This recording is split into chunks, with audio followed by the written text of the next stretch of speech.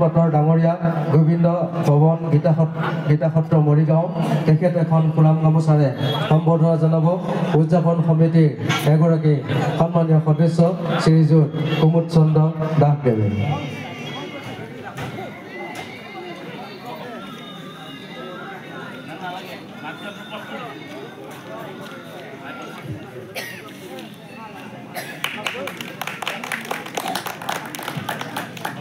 ভাগৱত প্ৰবচক শ্ৰীযুত ধ্ৰুৱজ্যোতি ডেকা বাৰুকটা মৰিগাঁও তেখেতক এখন ফুলাম গামোচাৰে সম্বৰ্ধনা জনাব চতুৰ্থ বাৰ্ষিক ভাগৱত পাঠ আৰু উদযাপন সমিতিৰ সাধাৰণ সম্পাদক শ্ৰীযুত ৰত্নেশ্বৰ নাথ ডাঙৰীয়াই তেখেতক আমি সম্বৰ্ধনা জনাবৰ বাবে অনুৰোধ জনাইছোঁ।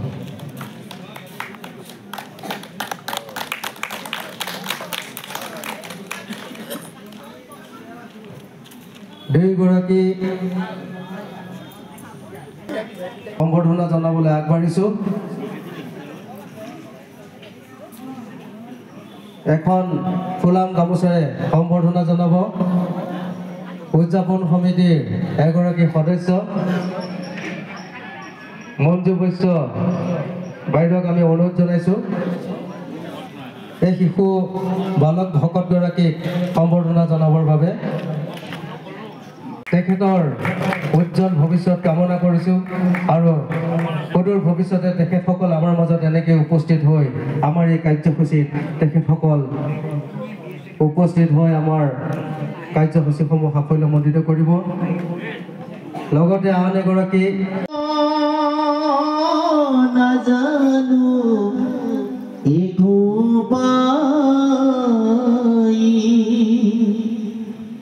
জিমতে সেৱা ৰহিব কৰোণা কৰিতে হৰি জোৱাই আৰাম কৰিতে হৰি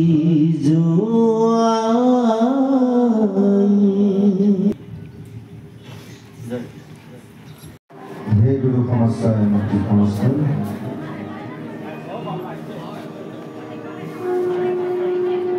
আমি আপোনালোকৰ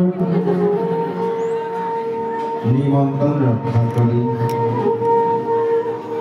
ভগৱন্ত কৃপাত আপোনালোকৰ এই ঢেকীয়াজুলি সাৰ্বজনীন ভাগৱত অনুষ্ঠানত আহি আসন অলংকৃত কৰা হৈছে। সেয়ে আমি পাঠ আৰম্ভণিলৈ আগবাঢ়িব বিচাৰিছোঁ। তাৰ আগমুহূৰ্ততে আপোনালোক সমস্তই সেৱকীসকলে এভাগী সেৱাৰ ধৰক কৃষ্ণ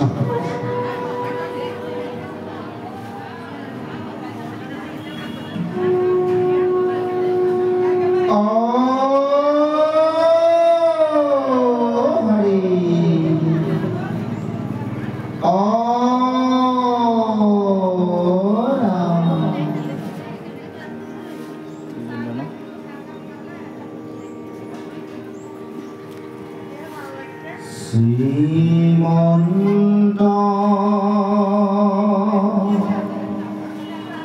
শংকৰ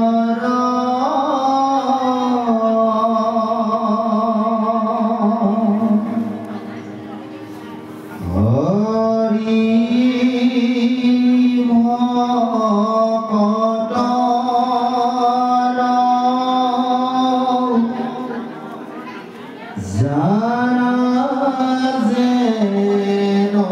কল্প তৰু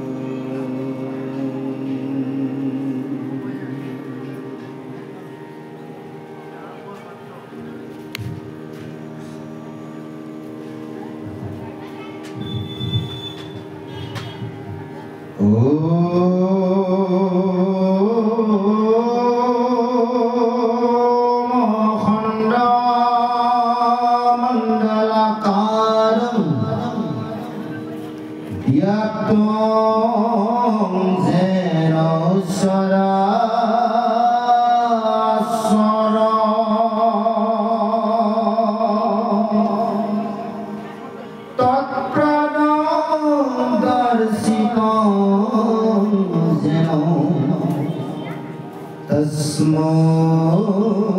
শ্রী গুরুবে নমো নমঃ ও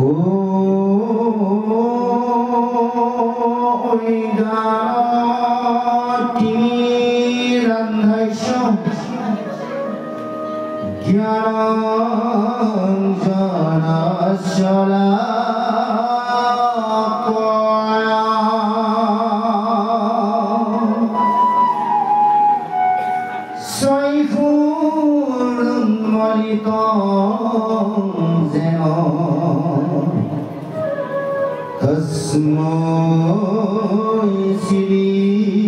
গুরুবে নমো নমঃ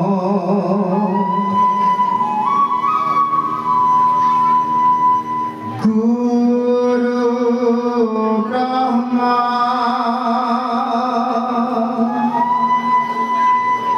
গুরু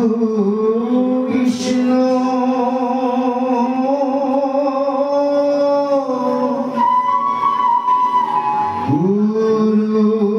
গুরুদেব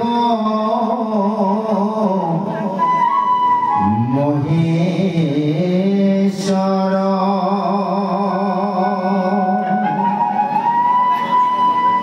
গুরু সাক্ষাৎ পরম ব্রহ্ম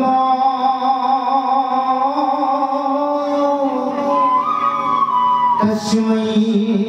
শ্রী গুরুবে নমো নমঃ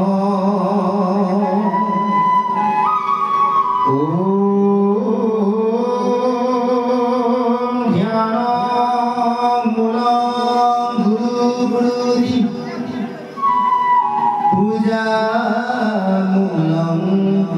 গুরুপদ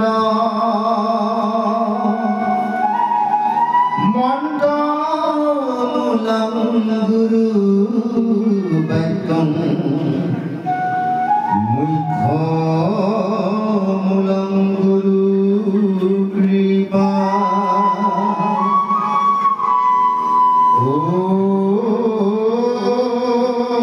মুখং করতি বৎসলং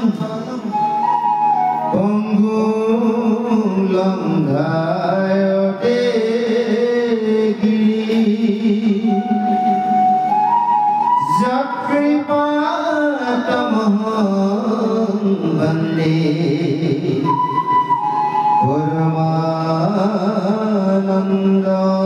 পরমানন্দমাধবম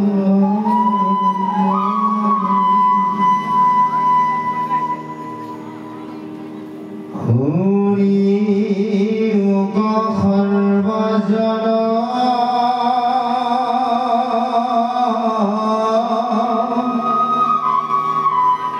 কৃষ্ণত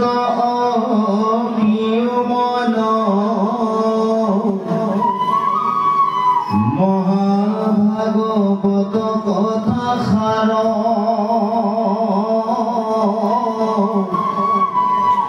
ইহে পুরাণর পূজ্য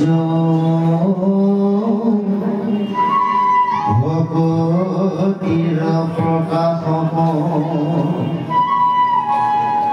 সমস্ত বেদর সারুধার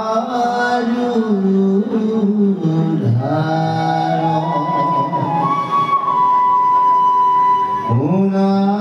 আর তত্র ভেদ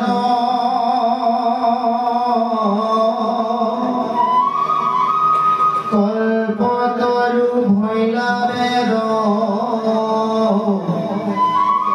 তার ফল মহাভাগবত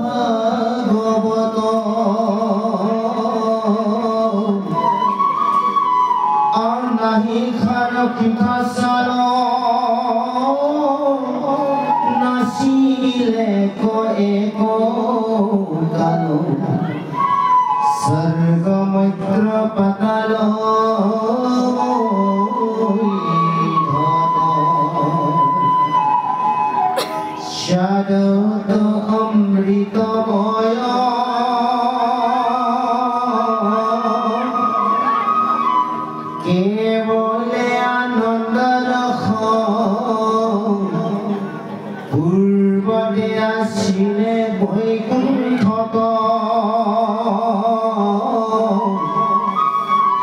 কৃষ্ণৰ কৃপাত ফাঁচি অধিক বয়স হইলে পাইলে ব্ৰহ্ম পদম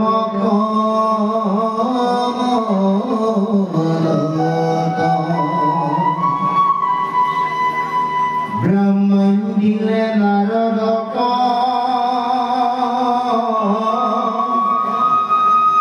ইটো ফলৰ ৰহস্যক নাৰদে ব্যাসক আনি দিলে নগৈলে তিলকে ভাঙি ইৰালে ফিৰালে লাগি মুখে ভূমিত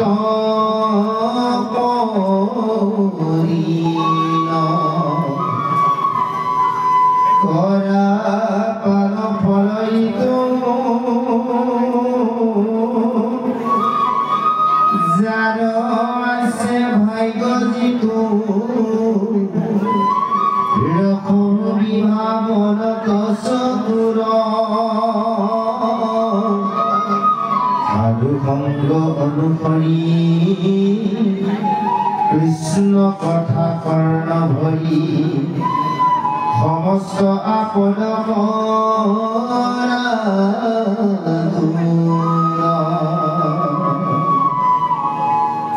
বৈকুণ্ঠৰ কল্প কৰো ভাগৱত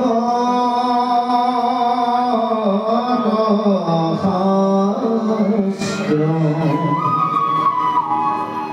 ইহাৰ উত্তম ফল হৰি নামে মাত্ৰ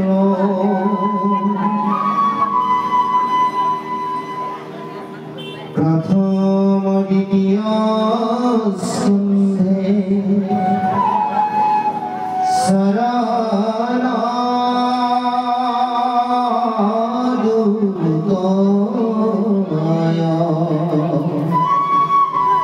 তৃতীয় চতুৰ্থে যাৰ ভূয়ে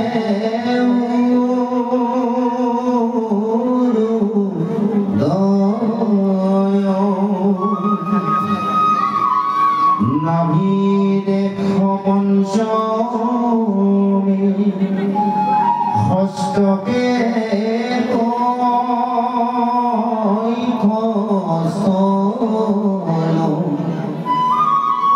হক্ৰমে অস্ত্ৰমে কৰ কমল যুগল কণ্ঠ দেখে নম দশমে যাৰ তুণ্ড একাদশে ললাট দ্বাদশে ভৈল মুণ্ড হেন ভাগৱত মুৰুগী মনোহৰ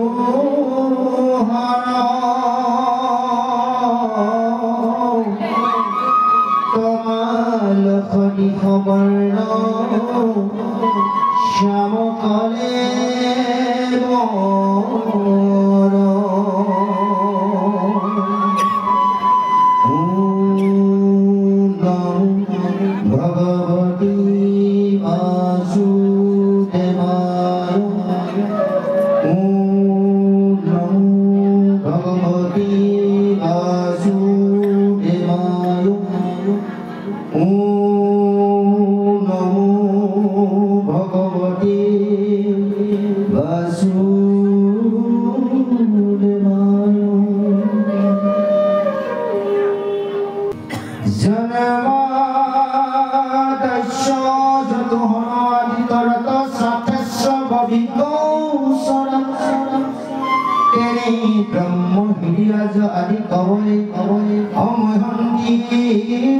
সুরয়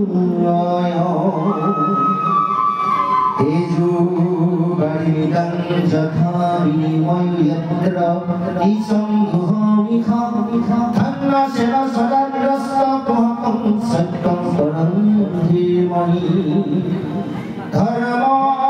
পুজজিত কত ভক্ত পরম নির্মল শরণং সতং বেদং বাস্তব মক্ত বস্তু শিবদং অতপতং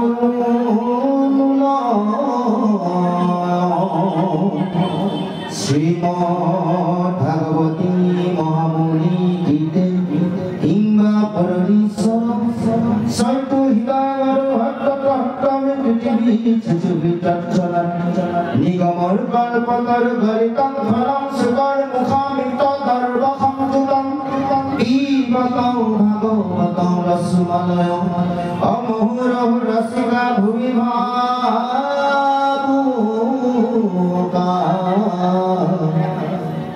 হরি রাম হরি রাম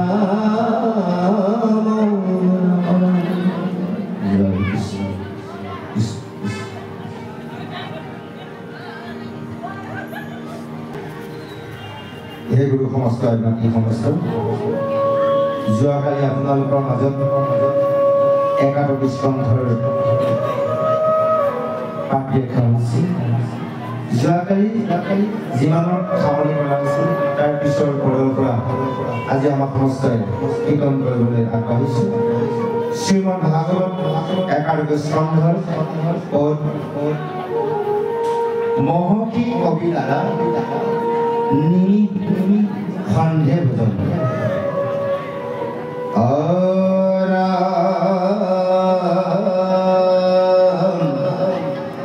কবি নিগত দিগুণী মহাশয়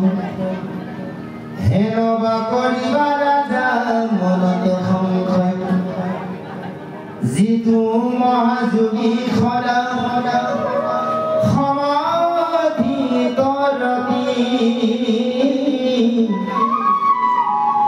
কোটি জন্মে নুহিতাৰ সপ্ৰেম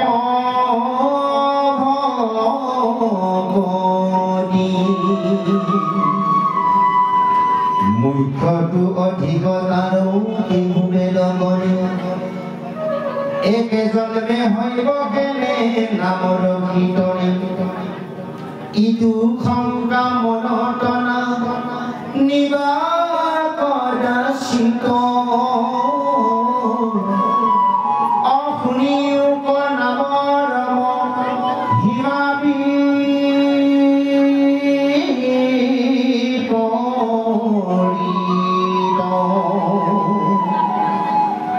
ইটো হৰি নাম ধৰ্ম মহাগৈপ্ৰতম ইহাত বিশ্বাস জাল ভজে মাধৱ নাম স্মৰণে সৰ্বক্ষণ একেবাৰে খিজে কাৰো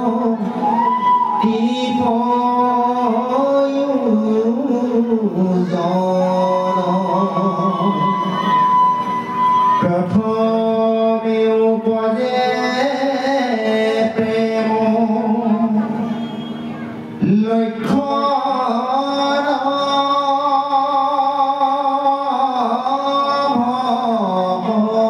ভগৱতী গৃহ শৰীৰতো পাছে মিলে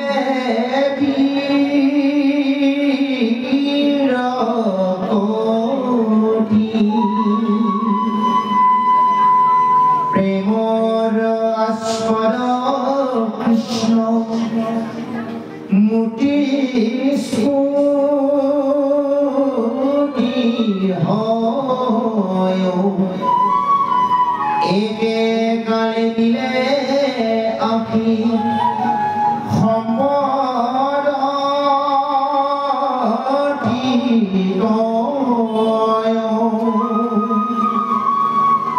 আদি ক্ষয় ক্ষুধা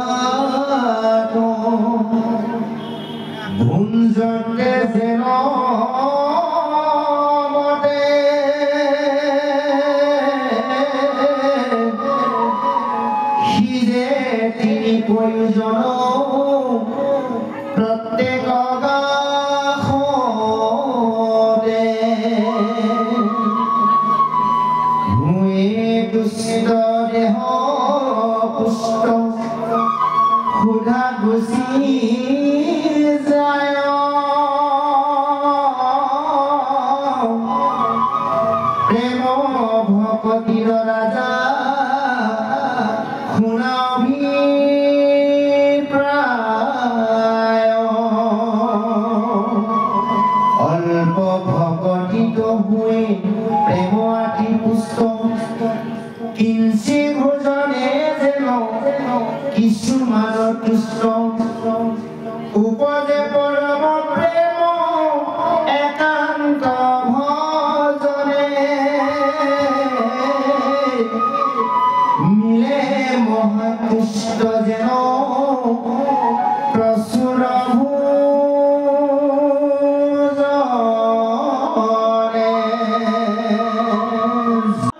আছে এজন উত্তৰ দি আছে এবাৰ অভিয়ে কৈছে হে মহাৰাজ ভকতৰ লক্ষণ শুনা ভকত যেতিয়া মানুহ এজনে ভকত হ'বলৈ আৰম্ভ কৰে তেওঁ প্ৰথম খোজটো পেলাওঁতে কেৱল যাক আৰাধনা কৰিছে ফটো এখন মূৰ্তি এটা বা থাপনা তাতেহে ভগৱান আছে বুলি ভাবে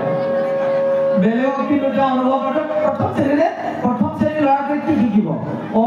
আ ক খ কৰণ ভজন লৈ আহিলো মণিকূটত সোমাব লাগে কামখিনি কৰিব আমি প্ৰথম তেতিয়াও কিন্তু আমাৰ কাৰোবাক কাম দিয়া কথা কওঁ গালি গালাজ পাৰোঁ ক্ষমা কৰিব নোৱাৰোঁ এইখিনি কৰি থাকোঁতে যেতিয়া তেওঁ নামঘৰত আৰম্ভ কৰিব পঢ়াৰ কীৰ্তন বিৰল পঢ়িব বিভিন্ন ঠাইত ভাগৱত শুনিবগৈ তেওঁ অকণমান ডেভেলপ হৈছে এল পি স্কুলৰ পৰা এবাৰ হাইস্কুল পালেগৈ ৰৈ ভকত হ'লে অলপ ক্ষমাগুণ লাগিব খংটো অলপ কমাব লাগিব আমাৰ আকৌ ভকতৰ খংটো পটককৈ উঠি যায় নহয় জয় কৃষ্ণ গ'ল মধ্যম উত্তম মধ্যম যিজন মহাভাগৱত তেওঁ নিজে আত্মা ঈশ্বৰক দৰ্শন কৰি লয় মহাপুৰুষ মাধৱদেৱে লিখিছে আত্মা ঈশ্বৰক হৃদয়তে আছে পাৱই লাভ অভিজ্ঞতা তাক নাপায় অভিজ্ঞা নাকিলে কৃষ্ণক পাৱে যে কণ্ঠলগ্ন বস্তুক সাক্ষাৎ লগতে আছে হৃদয়ত আছে কৃষ্ণ আৰু লাহে লাহে তেওঁ ভকতৰ মাজত ভগৱানৰ উপলব্ধি অনুভৱ কৰিব জীৱ জন্তুৰ হৃদয়ত থকা কৃষ্ণকো অনুভৱ কৰিব মহাভাগৱত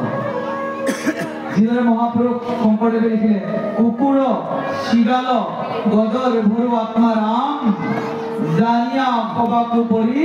কৰিবা প্ৰণাম এইটো উত্তৰ দিছে অভিয়ে অভিজনে পঢ়ি গৈছে জানিবাক চাওঁচিন মহাভকতৰ শুনি হবিকৃদ্ধে দিলা তাহাৰ উত্তৰ ঈশ্বৰক দেখে যিটো সমস্ত প্ৰাণী সমস্তটো দেখে ঈশ্বৰ মূৰ্তিক আৰু এই ব্ৰহ্মজ্ঞানটো পৰীক্ষিতৰ হৈ গৈছিল পৰীক্ষিতে যেতিয়া প্ৰথম অভিশপ্ত হৈ গ'ল 7 দিনৰ পিছত তেওঁৰ মৃত্যু হ'ব তেওঁ ভয় খাই আছিল যে মই যাব লাগিছিল বৈকুণ্ঠলৈ মৃত্যুৰ সময়ত কিন্তু এতিয়া মোক তক্ষকে দংশন কৰিব তক্ষক দেখাৰ লগে লগে মোৰ কি হৈ যাব মনটো সাপ এটা কথা মনত পৰি যাব কাৰণ ভাগৱতৰ 5ম স্কন্ধত ভৰত ৰজাৰ কাহিনীয়ে বুজাইছে মৃত্যুৰ সময়ত যাক তুমি দেখিবা পিছৰ জন্ম তোমাৰ তাতেই হ'ব ভৰতে হৰিণটোক দেখিছিল দীঘলীয়া কাৰণে জানা ভকত বহুত আছে ভকতজনে হৰিণটোক দেখি মৃত্যুবৰণ কৰি তেওঁৰ জন্ম হৰিণ হৈছিল 4ৰ্থ স্কন্ধত পুৰন্দৰ আখ্যান এটা আছে পুৰন্দৰে মহিলাজনীক অৰ্থাৎ নিজৰ পত্নীৰ সুন্দৰ মুখখন চাই মৃত্যুবৰণ কৰিলে পিছৰ জন্মত মহিলা হ'ল এতিয়া পৰীক্ষিতে ভাবিছে যে মই যদি সাপটো চাই মৰো মই তেতিয়া ৰজা হৈ আছো পৃথিৱীৰ ৰজা এটা শক্তি সম্ৰাট তেতিয়া কাপৰ গানত সোমাব লাগিব ভয় লগা কথা আকৌ কাৰণ কৃষ্ণই কৈছে য়ং জ্ঞাতিস্পৰম হমং তেজত্যান্তে কলেবৰম তং তমেব এতি কন্ত্য সদা তদ্ভাৱ ভাবিত হে কুন্তীৰ নন্দন অৰ্জুন জীৱনৰ অন্তিম সময়ত এজন ব্যক্তিয়ে যাৰ মনত পেলাব যাৰ ৰূপ চিন্তা কৰিব জীৱনৰ অন্তিম সময়ত সেই অৱস্থাই পাব সেইকাৰণে মহাপুৰুষ শংকৰদেৱে কি ক'লে ভাই মুখে বোলে ৰাম হৃদয় ধৰা ৰূপ এতেকে মুকুতি পাইবা কহিলো স্বৰূপ। এতিয়া আমি ঈশ্বৰৰ কথাহে চিন্তা কৰোঁ নে খোৱা বোৱা কথা চিন্তা কৰোঁ? অলপ পিছত গম পোৱা যাব। বুজি পাইছেনে যে ভয়ত বিতত হৈ পৰীক্ষিতে ঘৰ দুৱাৰ ৰাজ্য এৰি গংগা পাৰত বহিল। ৰজাৰ মৃত্যু হ'ব এসপ্তাহত। চাবলৈ আহিল দেৱঋষি, ৰাজঋষি আৰু ব্ৰহ্ম ঋষি, তিনিটা পাৰ্টি আহিছে। দেৱঋষি মানে হৈছে আমাৰ দেৱতাসকলৰ ঋষি নাৰদ। মহৰ্ষি ভূ ভুৱ স মহ জন সত্যম ব্ৰহ্মপুত্ৰৰ যিসকল আছে মহৰ্ষি। ৰাজঋষি জনক আদি ৰজা হৈও ঋষি তুল্য হৈ আছিল ৰাজঋষি। তিনিটা পাৰ্টি আহি পৰীক্ষিতৰ সন্মুখত বহি আছে। কেনেকে মৰে বা চাওঁ বোলে। এইটো মৰিবলৈ 7 দিন আছে। আজিতো নমৰে, 7 দিনৰ পিছতে মৰিব। সেইকেইদিনে মৰি থাকিম নেকি? প্ৰশ্ন কৰা আৰম্ভ কৰিম। হে গুৰুজন কওকচোন, মোৰতো 7 দিন আছে মৰিবলৈ, এতিয়া কি কৰিম? তেওঁক সুধিলে কাৰণে ক'লে আপুনি এটা কাম কৰক, ভাৰতবৰ্ষৰ তীৰ্থবোৰ ভ্ৰমণ কৰক, কিজানি আপোনাৰ পাপ কাটাই যায়। কৈছে ইমানবোৰ তীৰ্থ আছে ভাৰতবৰ্ষত, কিফাৰত গ'লে কিফাৰত যাব এসপ্তাহে আছে মৃত্যু নহ'ব। ব্যাখ্যা কৰোঁতে অনুৰোধ কৰিছোঁ আৰু তেনে শ্লোকবিলাক কৰি থাকিলে শব্দটোৱে ব্যাখ্যা কৰিব ধুনীয়াকৈ শ্ৰৱণ কৰা প্ৰভুজনৰ লগত মিলাই যাব। অনুৰোধ কৰি যায় নহ'ব দেই। দ্বিতীয়তে এজনক সুধিলে কি কৰা উচিত? যে আপুনি তপস্যা কৰক, জানিছা আপোনাৰ এই সমস্যা দূৰ হৈ যায়। তপস্যা হিৰণ্যকশিপুৰে 100 বছৰ তপস্যা কৰিছিল, 10,000 বছৰ, তাৰ পিছত ফল পাইছিল। আৰু মোৰতো 7 দিন আছে, মই অসম্ভৱ, তপস্যা দ্বাৰা নহ'ব। আমাৰ নিচিনা লোভী মানুহ আছিল তাতে। তেওঁকো সুধিলে আপুনি কওকচোন কি কৰিম 7 দিনত? আপুনি ৰজা যেতিয়া দান কৰক, দান কৰিলে তেওঁলোকেও পাব। বুজি পাইছেনে? কৈছে দান কৰিলে যদি মানুহে শাপমুক্ত হয়, তে কলি যুগত দেখোন মানুহে দান কৰিব, গোটেই ধৰি ধৰি মানুহ বৈকুণ্ঠ যাব। কৈছে নহ'ব। এতিয়া সেই সভালৈ আপোনাৰ মোৰ নিচিনা ভক্তসকলৰ কল্যাণৰ বাবে প্ৰভু ভগৱন্তই ব্যাসনন্দন শুকদেৱক পঠাই দিলে। শুকদেৱক চৰণ ধুৱালে, আসনত বহুৱালে। শুকদেৱক কৈছে যে হে প্ৰভু, মই গৰ্ভতেই প্ৰভু ভগৱন্তক দৰ্শন কৰি আহিছোঁ, গোটেই জীৱনটো ভাল কাম কৰিছোঁ, কিন্তু কলিৰ প্ৰভাৱত মই এটা বেয়া কাম কৰিলোঁ। তপস্বী এজনৰ কণ্ঠত মই ফুলৰ মালাৰ পৰিৱৰ্তে সাপৰ মালা পিন্ধাই আহিলোঁ। এতিয়া মোক পুত্ৰ সিংহী অভিশাপ দিলে, অমিগৰ পুত্ৰই মোৰ মৃত্যু হ'ব তক্ষকৰ জৰিয়তে, আৰু মই তক্ষকক দেখা পাই মই সাপৰ গাঁতত সোমাব লাগিব। উপায় অৰ্থাৎ সহজভাৱে বুজিবলৈ আপোনালোকক এটা উদাহৰণ দাঙি ধৰিছোঁ। ধৰি লৈছে এজন ব্যক্তিয়ে গুৱাহাটীলৈ গৈ আছিল, মঙলদৈ হৈ গুৱাহাটীলৈ যাব। ধুনীয়াকৈ গৈ আছিল, মাজত গাড়ীখন এতিয়া একদম কোনোবা জেগাত পৰু হৈ গ'ল। এতিয়া গুৱাহাটী নাপাই গ'ল, তাক কি কৰিব? জেক এটা আনি ওলাব লাগিব। যে কৈছে যে প্ৰভু, মোৰ জীৱন যাত্ৰা গৈ আছিল বৈকুণ্ঠমুখী হৈ, এতিয়া মোৰ গাড়ীখন নৰকমুখী হৈ গ'ল। আপুনি কিবা উপায় মোক দিব নেকি নৰকৰ পৰা বৈকুণ্ঠলৈ যাব পৰা? শুকদেৱে কৈছে পাৰিম, মোৰ ডাঙৰ জেক এটা আছে, তোমাক এক্সিডেণ্ট হোৱা গাড়ীখন নৰকৰ পৰা আনি মই বৈকুণ্ঠলৈ পোৱা কৰিম। কিন্তু এটা চৰ্ত আছে। কি চৰ্ত? মুখ বন্ধ কাণ খোলা। তুমি মনে মনে থাকা, মই কৈ যোৱা কথাখিনি শুনি যোৱা। 7 দিন যদি শুনা, তেতিয়াহ'লে তুমি তোমাৰ গাড়ীখন আকৌ বৈকুণ্ঠ পাব। অৰ্থাৎ ভাগৱতত মুখ বন্ধ কাণ খোলা। বুজিব পাৰিছে? নাই বোলে একো বুজা নাই, মোৰ লুকাই আছে। কৈছে কি সুন্দৰকে লিখিছে গুৰুজনাই, মোৰ মৃত্যু হ'বলৈ বেছি সময় নাই, 7 দিন আছে। মই তোমাক সুধিছোঁ, মই কাক ভজনা কৰিম, কি কৰিম? গুৰুজনাই পত্ৰ দিছে, তোমাৰ চৰণে মৰণ সময়ে পুছু প্ৰভু সাম্প্ৰত, মৃয়মানৰে সদায় কি কৰ্ম কৰিবে ইটো লোকত, কাহা को भजिबे कहाँ को जजिबे कहाँ को स्मरिबे नरे कुनो देवता भजिबा कजिज्ञ कहिও মুখত তৰে তাৰ্থ এগুৰে মৃত্যুমুখী মানুহৰ কৰ্তব্য কি কিমান ধুনীয়া প্ৰশ্ন আমি প্ৰত্যেকে মৃত্যুমুখী আজি নাযাওঁ 2025 পাঁচটো ইফাল সিফাল কৰক পাঁচটো আগলৈ আনক দুইটো সিফালে কিমান হ'ব 52 আজি ফটো মাৰি থওক 52 চনত কিমান মোৰ ডিলেট হৈ যাব জয় কৃষ্ণ এই কৈছে মই কাক ভজনা কৰি ইমান মোৰ দেৱতা আছে আপুনি ক'ব লাগে ইমান ধুনীয়া প্ৰশ্ন যেতিয়া কৰিলে তেতিয়া সুখদেৱে ক'লে নিপতিৰ প্ৰেম ভক্তি কো দেখিয়া তুষ্ট মৈল ৰাজা বৰ সাধু সাধু বুলি প্ৰশংসা কৰিয়া দিগন্ত পাছে উত্তৰ যি উত্তৰ দিলে 7 দিন 7 ৰাতি সেয়া হৈছে ভাগৱত যিখন সন্মুখত আমাৰ আছে এইখন শাস্ত্ৰ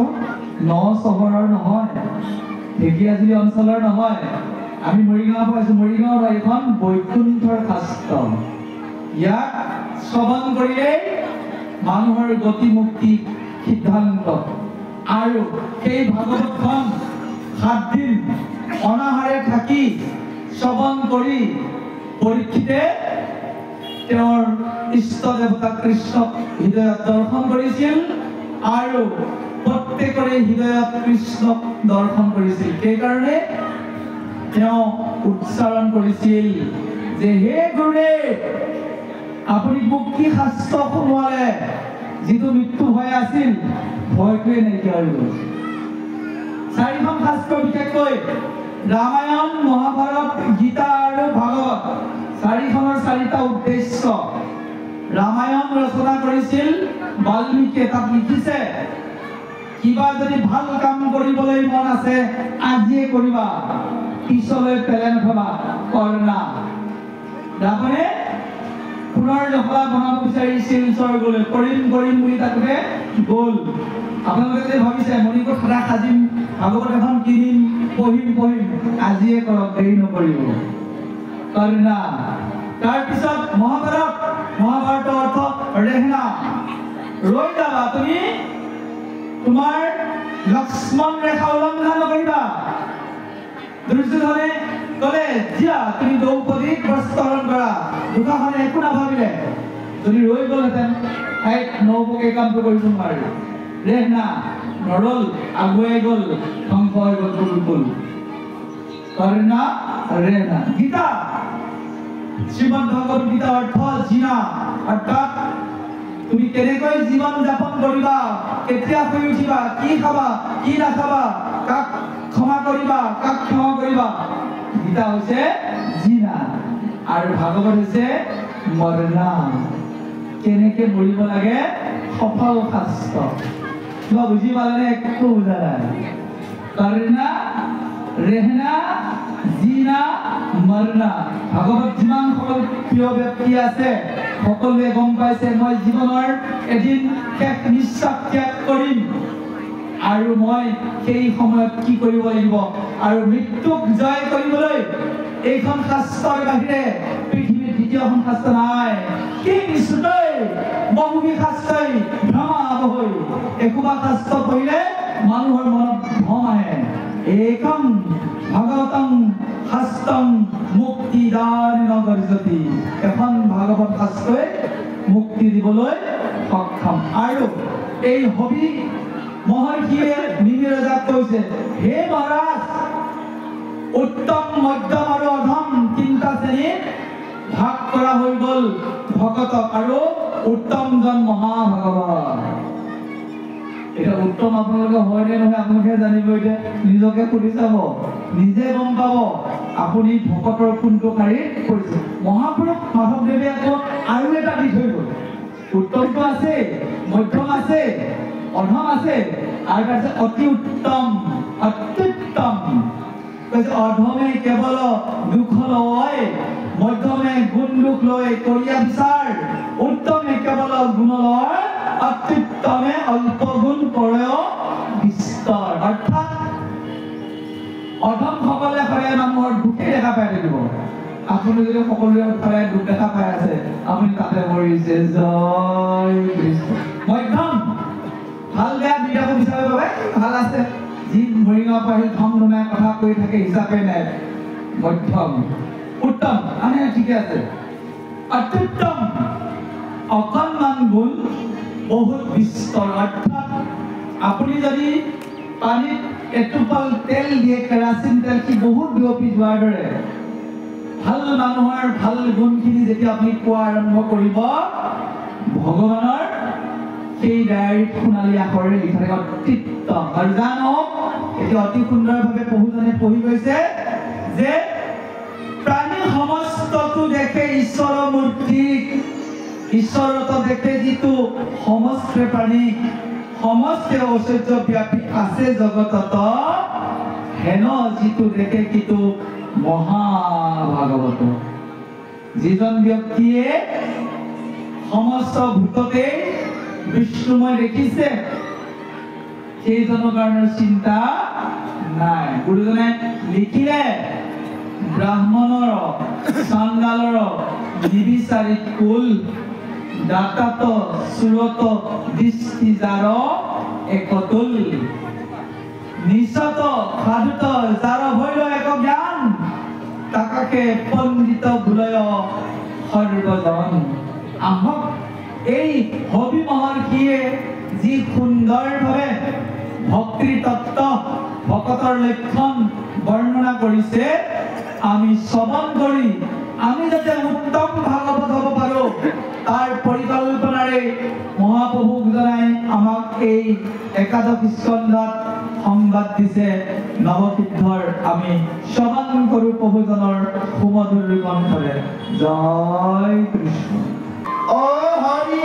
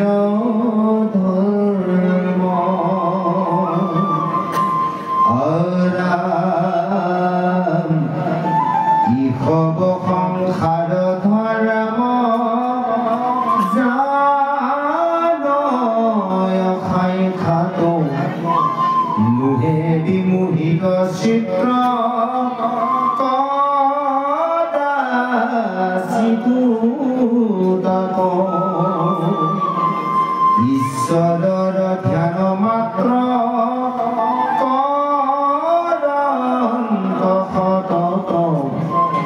জানিবানি প্ৰতিষিটো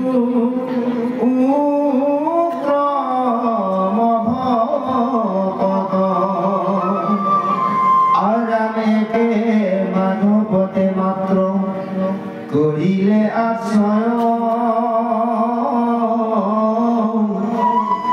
কাম কৰ্ম বাসনাকো তেজিলে হৃদয় আৰাম হৰিৰ চৰণ মনে নচাৰে সতত সেইজন জানিবা ৰম ভাগৱত কাম কৰ্ম দেশসমূহ হৰি খৰহিত ভূয়া ফুৰে নিতান্তে কৃষ্ণত শ্ৰীয়াসিত হৰি কথাতে জিয়া আনন্দে নেৰে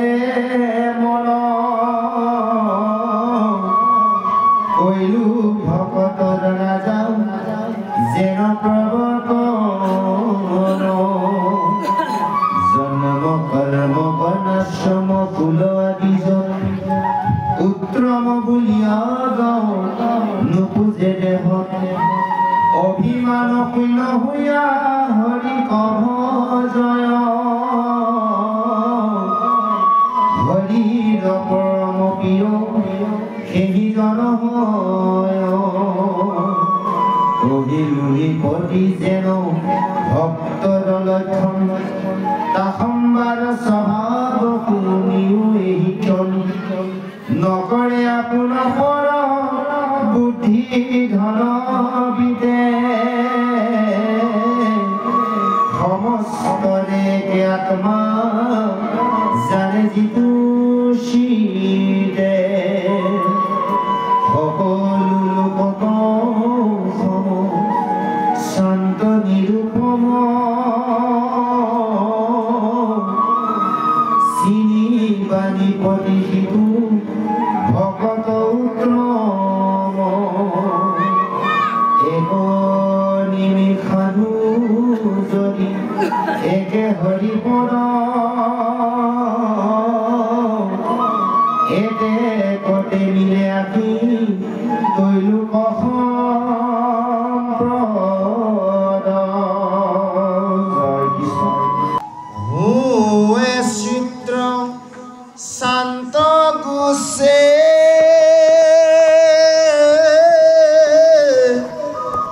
বিষয়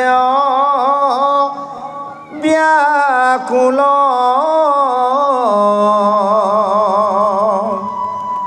কদাচিতো নেৰে আৰ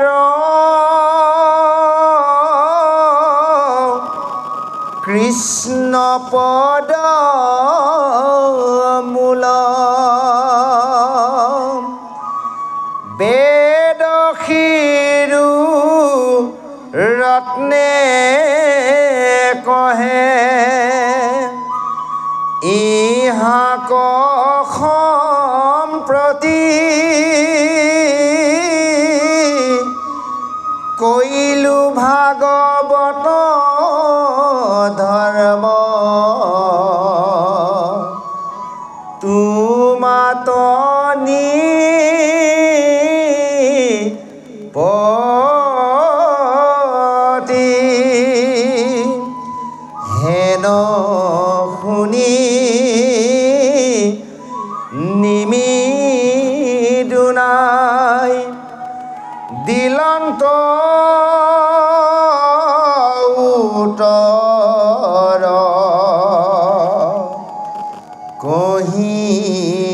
কহিউলৈ ক্ষণ আবে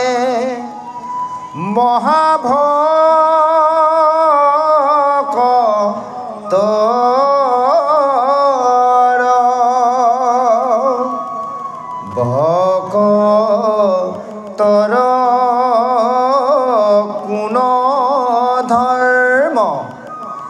কিবা প্ৰবৰ্তন কোন বাস্য ভাবে ভক্তে কি বোলে বচন জানিবা কচাও চিহ্ন মহাভকতৰ শুনি হবি সিদ্ধে দিলা তাহাৰ উত্তৰ হৰি কমনত স্মৰি বুলন্ত ৰাজাক ভকতৰ জীৱা ধৰ্ম শুনা কহো তাক ঈশ্বৰত দেখে যিটো সমস্তে প্ৰাণীক প্ৰাণী সমস্তটো দেখে ঈশ্বৰ মুক্তিকম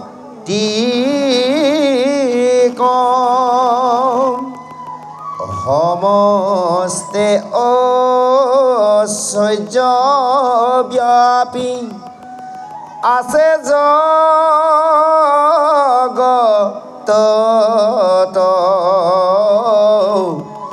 হেন যিটো দেখে সিটো মহাভাগৱত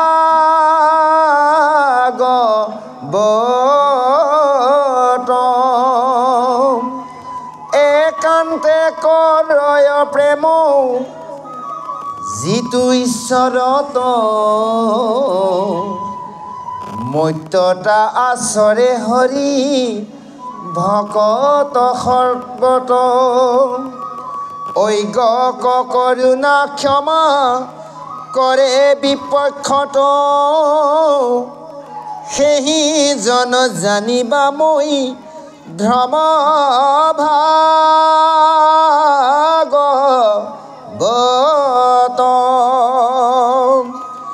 নুপুজে ভক্তক মান্য নকৰে প্ৰাণীক একে প্ৰতিমাত মাত্ৰ আৰাধে হৰি সেহি জন জানিবা প্ৰকৃত ভকত আৰয় হৈ আছে তেওঁ ভক্তিৰ পথত